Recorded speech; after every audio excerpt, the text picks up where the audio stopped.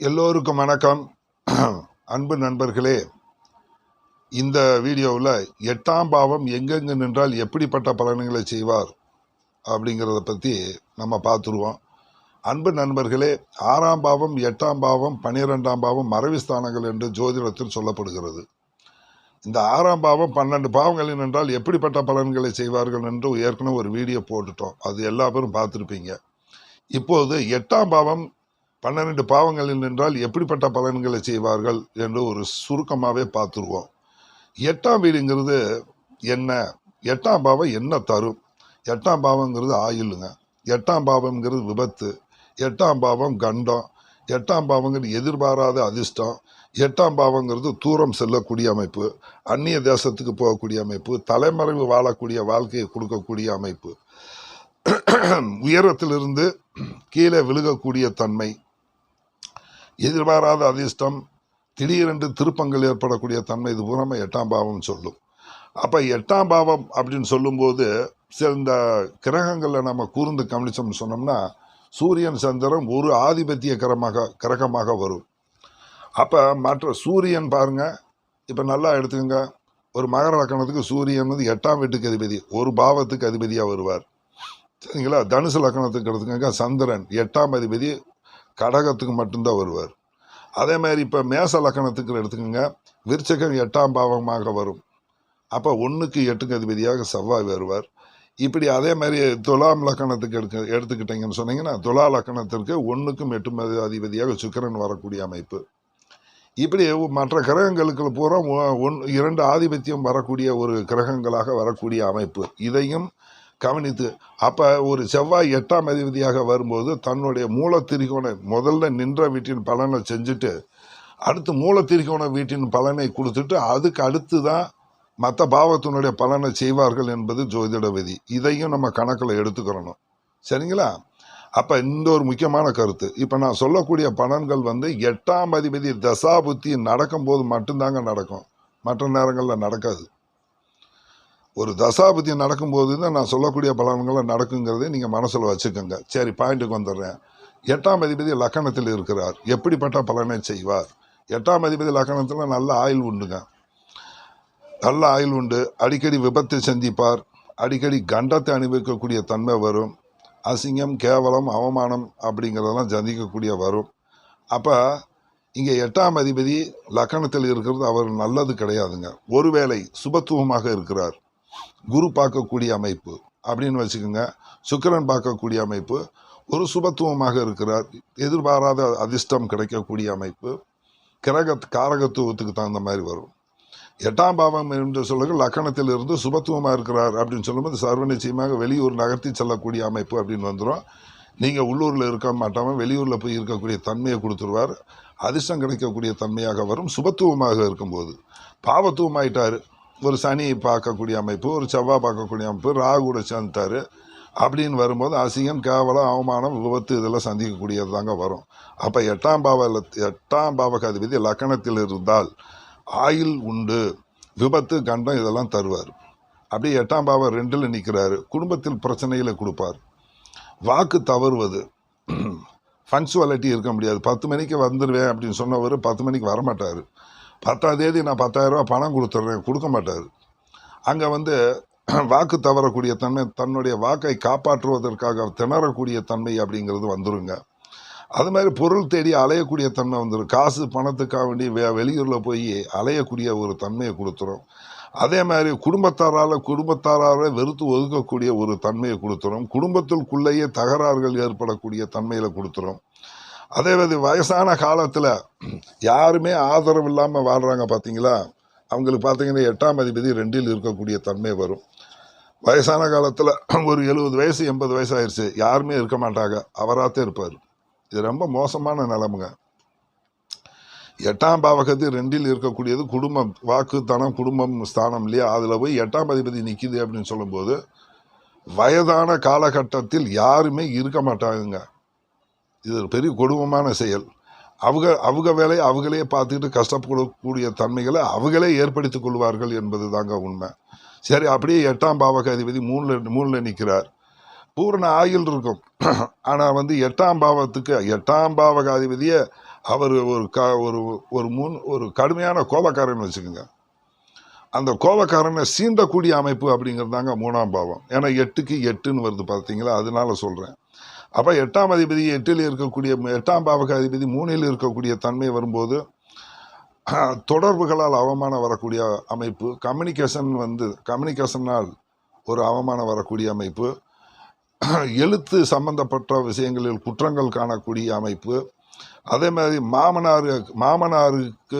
மாமனாருடன் பிரச்சனை ஏற்படக்கூடிய அமைப்பு, விபத்து கண்டம்ங்கிறது இருக்கத்தாங்க செய்யும். அடிக்கடி விபத்து கண்டத்தை அனுபவிக்கக்கூடிய அமைப்பு, தேவையில்லாத துணிச்சல்களை தேவையில்லாமல், ஏன்னா 3ஆம் பாவம் துணிச்சலை சொல்லக்கூடிய பாவம், தேவையில்லாத துணிச்சல்னால அவமானப்படக்கூடிய அமைப்பு, இதெல்லாம் 8ஆம் அதிபதி 3ல் நின்றால் நடக்கும். அப்படியே 8ஆம் அதிபதி 4ல் நிற்கிறார். 8க்கு 4க்கும் கனெக்ஷன் ஆயிடுச்சு. 8ஆம் அதிபதி 4ல் நிற்கிறார். 4 தாயார், சுகம், கல்வி அப்படின்னு சொல்லக்கூடிய பாவங்கள். தாயை கெடுப்பார், தாய்க்கு ஒரு பிரச்சனை கொடுக்கக்கூடிய அமைப்பு அப்படின்னு வந்துடும். தாயாருக்கு துன்பத்தை கொடுக்கக்கூடிய தன்மை வந்துடும். 8ஆம் பாவம் வந்து 4, 8, 12 அப்படின்னு சொல்லக்கூடிய ஒரு முக்கோண பாவமாக செயல்படுங்க. பொதுவாக வந்து 4ல் நிற்கக்கூடிய தன்மை வந்து 8ஆம் பாவத்துக்கு ஒரு கோணம் மாதிரி வரக்கூடிய அமைப்பு அப்படிங்கிற மாதிரி அமைச்சிடும். தன் வீட்டுக்கு அவர் 9ல் இருக்கக்கூடிய தன்மை வரும். 8ஆம் பாவத்திற்கு 4ஆம் வீடு, 9ஆம் வீடு அப்படின்னு வரும். உயிலின் மூலமாக சொத்து வரக்கூடிய 8ஆம் பாதம் மறைமுகமானது இல்லையா. 8ஆம் அதிபதி மறைமுகமான வேலைகளை செய்யக்கூடியவர். அவர் போய் 4ல் உட்கார்றாரு. ஒரு உயில் மூலமாக சொத்து வரக்கூடிய தன்மை, திடீரென்று வீடு கட்டக்கூடிய ஒரு தன்மை சுபத்துவமாக இருக்கும்போது. 8ஆம் அதிபதி 4ல் இருக்கிறார், குரு பார்க்கிறார். எதிர்பாராத வீடு அமையும், எதிர்பாராமல் வண்டி வாகனம் அமையும், எதிர்பாராமல் சொத்து வரக்கூடிய தன்மை. திடீரென்று நீங்களே எதிர்பார்த்துக்கிட்டு இருக்க மாட்டீங்க, பினாமி சொத்து வரக்கூடிய தன்மை. பல கோடி சொத்து ரூபா உங்களுக்கு கிடச்சி போச்சுன்னு சொல்கிறோம்ல, அதெல்லாம் இப்போ இந்த அமைப்பு தான். உயில் மூலம் சொத்து வரக்கூடிய தன்மை. பல நாளாக கேஸ் நடந்துக்கிட்டே இருந்துச்சு. 8ஆம் அதிபதி 4ல் இருக்கிறார், குரு பார்க்கக்கூடிய அமைப்பு. சொத்து உங்களுக்கு கிடச்சி போச்சு. வீடு வந்து கோர்ட்டில் கேஸ் நடந்துக்கிட்டு இருக்கு, வீட்டை பற்றி கேஸ் நடக்குது. அப்போ கேஸ் நடக்கும்போது குரு பார்க்கக்கூடிய அமைப்பு அப்படின்னு வந்துச்சுன்னா, திடீரென்று அந்த 8ஆம் அதிபதி திசா காலத்தில் உங்களுக்கு வீடு திடீரென்று கிடைக்கக்கூடிய அமைப்பு, அப்படின்லாம் வரக்கூடிய அமைப்பு. இன்சூரன்ஸு பணம் கிடைக்கக்கூடிய அமைப்பு. 8ஆம் பாவங்கிறது இன்சூரன்ஸ்னால பணம் கிடைக்கக்கூடிய தன்மை. ஆனால் தாய் பாதிக்கும். 8ஆம் அதிபதி 4ங்கும்போது தாய் பாதிக்கும். சில விபத்து கண்டத்தை அனுபவிக்கக்கூடிய தன்மை வரும். சூரியன் அதில் இருக்கிறார், செவ்வாயும் அதில் இருக்கிறார்னு வச்சுக்கோங்க.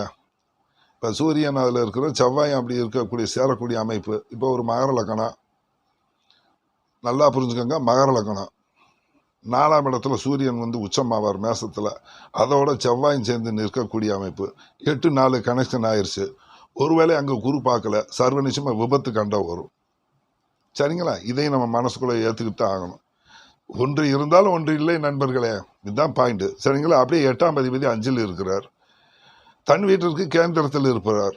10ல் இருக்கக்கூடிய தன்மை, புத்திர தோஷத்தை கொடுக்கக்கூடிய தன்மை, பிள்ளைகளால் கஷ்டப்படக்கூடிய தன்மை, உயர்கல்விகளுக்கு தடை ஏற்படுத்தக்கூடிய தன்மை.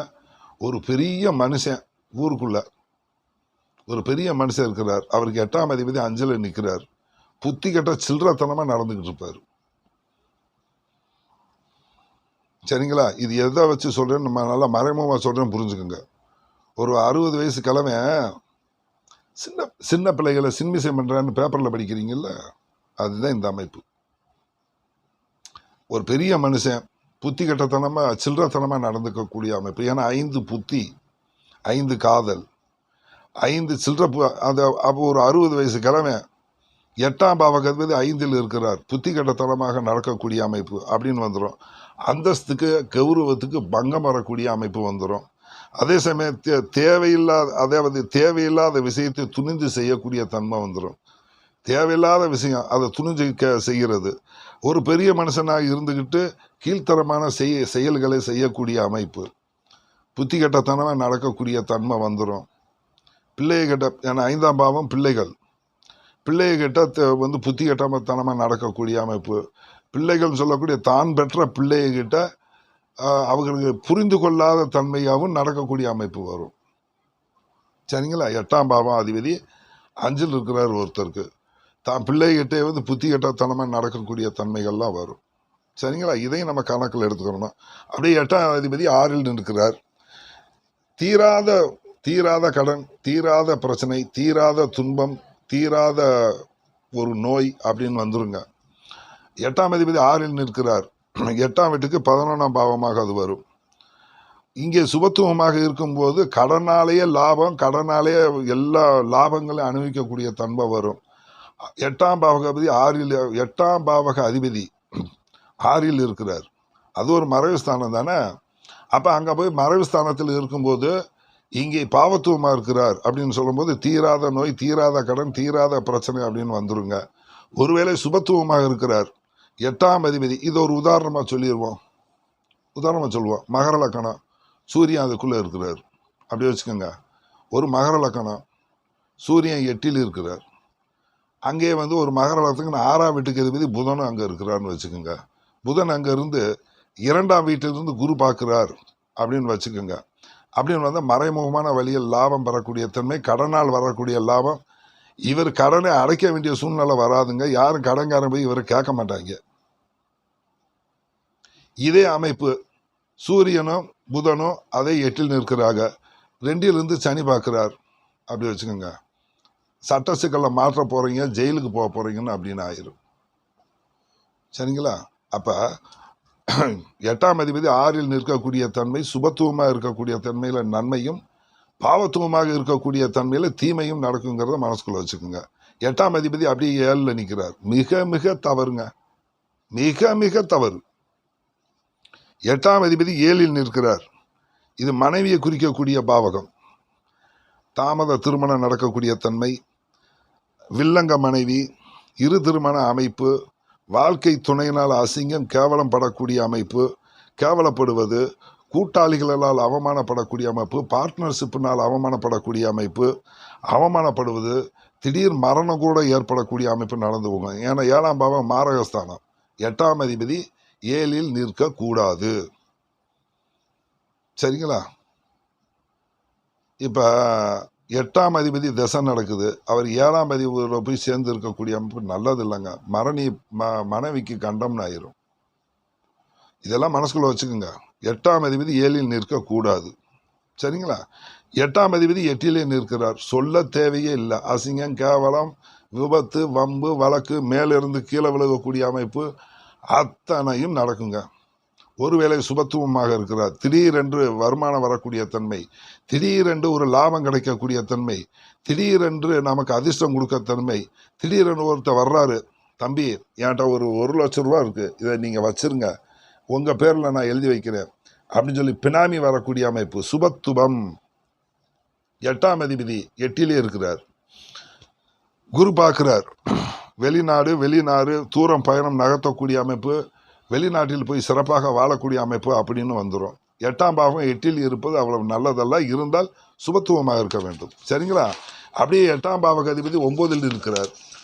தந்தை வர்க்கத்தை கெடுப்பார், தந்தையை கெடுப்பார், தந்தைக்கும் மகனுக்கும் நல்ல உறவு இருக்காது. 8ஆம் பாவக அதிபதி தீமையை செய்யக்கூடியவர். அவர் போய் 9ல் இருக்கிறார். தகப்பனார் கெடுவார். உயர்கல்விக்கு தடையை கொடுக்கக்கூடிய அமைப்பு வந்துடும். அதிர்ஷ்டம் இருக்காதுங்க. அலைச்சல் திருச்சல் இருக்கக்கூடிய அமைப்பு, எல்லோரையும் பகைக்க வைக்கக்கூடிய தன்மை வந்துடும். எல்லோரையும் பகைக்க வைக்கக்கூடிய தன்மை வந்துடும். தெய்வ நித்தினை இருக்காது, அதிர்ஷ்டம் இருக்காது. இது ஒரு நல்ல அமைப்பு இல்லை.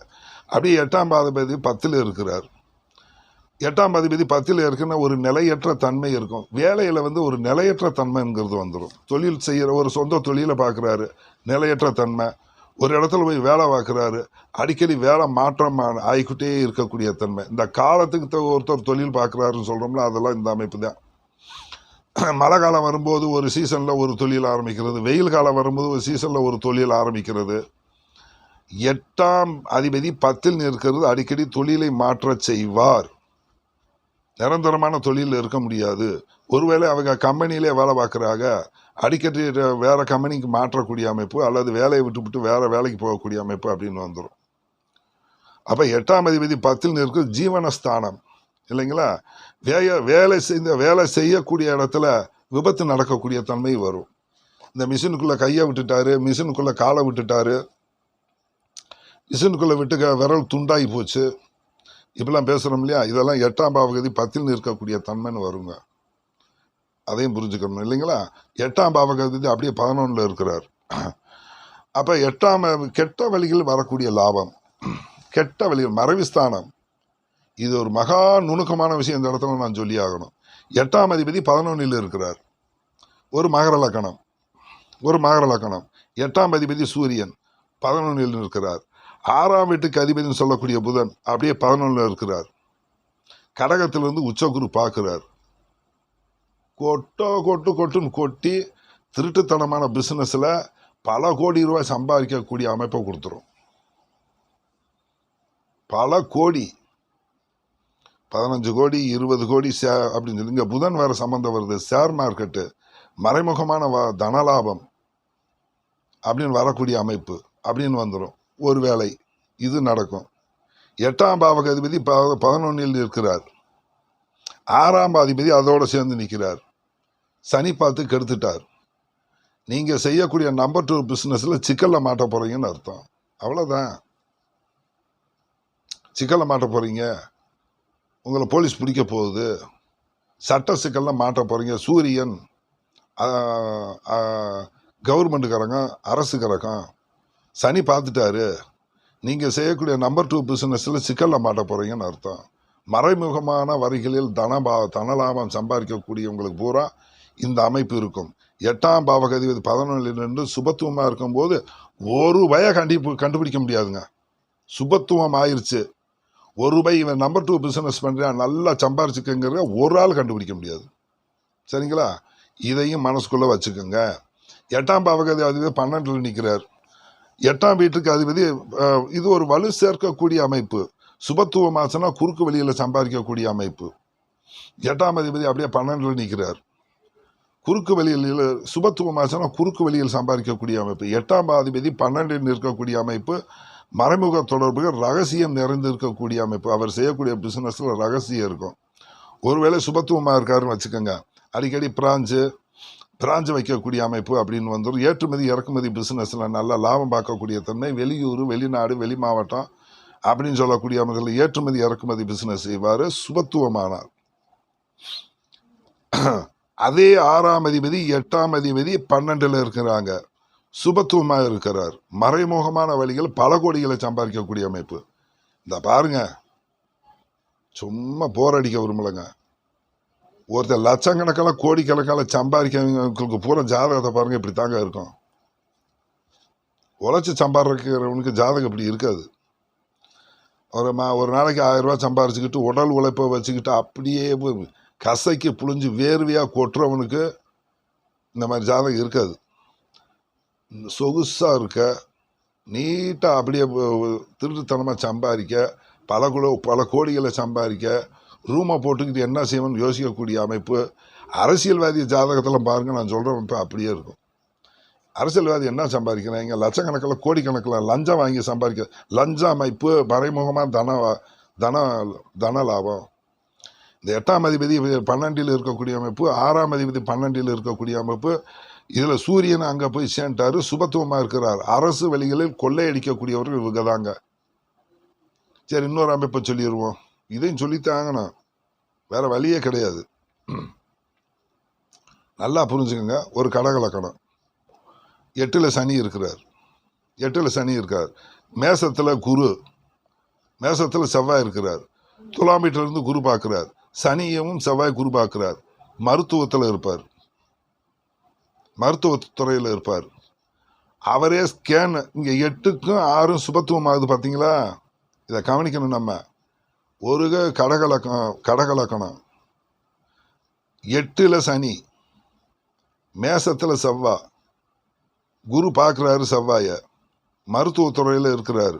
அல்லது கேதுவுடன் சேர்ந்து பார்க்கக்கூடிய குரு, ஏன்னா படிநிலை குறையணுங்க. இப்படி சொன்னால் டாக்டர் ஆகிடுவாங்க. அல்ல ஒரு ஸ்கேன் சென்டர் வச்சுருக்கிறாரு. நீங்கள் போகிறீங்க ஒரு மருத்துவத்துக்கு, உங்கள் உடம்பு நல்லாத்தான் இருக்கும், ஸ்கேன் எடுங்கன்னு சொல்லுவேன், 5000 ரூபாய் பில்லை போடுவேன். இது திருட்டுத்தனமான லாபம். இதுக்கெல்லாம் அடிக்கடி ஸ்கேன் எடு, அந்த எம்ஆர்ஐ ஸ்கேனரு, அந்த ஸ்கேனரு, இந்த ஸ்கேனருன்னு சொல்லக்கூடிய அமைப்பு பூரா இதுதாங்க. இதெல்லாம் பார்த்து கண்டுபிடிச்சிடலாம். சரிங்களா? ஆக மொத்தத்தில் இப்படி வச்சுக்கோங்க. மறைமுகமான தனவர்கள் கோடிக்கணக்கில் சம்பாதிக்கக்கூடிய அமைப்பு சுபத்துவம், பாவத்துவமான மாட்டிக்கொள்ளக்கூடிய அமைப்பு. 6, 8, 12 பாவத்துவம் சிறைவாசத்தை கொடுக்குங்க. 6, 8ஆம் அதிபதி 12 பாவத்துவமான அவன் ஜெயிலுக்கு போறியான். இதையும் நம்ம பார்த்துக்கிறோம். தலைமறைவாகிறது 6, 8, 12 வந்துருச்சு. கடனால ஊரை விட்டு ஓடி தலைமறைவாகி போயிட்டான். இந்த கிரகம் அப்படியே 6ஆம் வீட்டை பார்க்கக்கூடிய அமைப்பு, 12 இருக்கக்கூடிய கிரகம். இதில் இன்னொரு விஷயம் சுபத்துவமாக இருக்குது. 4ஆம் பாவம்ங்கிறது நம்ம சொந்த நாடு, 8 தலைமறைவு, 12 தூரம் தொலைவு. வெளிநாட்டினுடைய குடியுரிமை வாங்கக்கூடிய அமைப்புக்கு பூரா இப்படித்தான் இருக்கும்.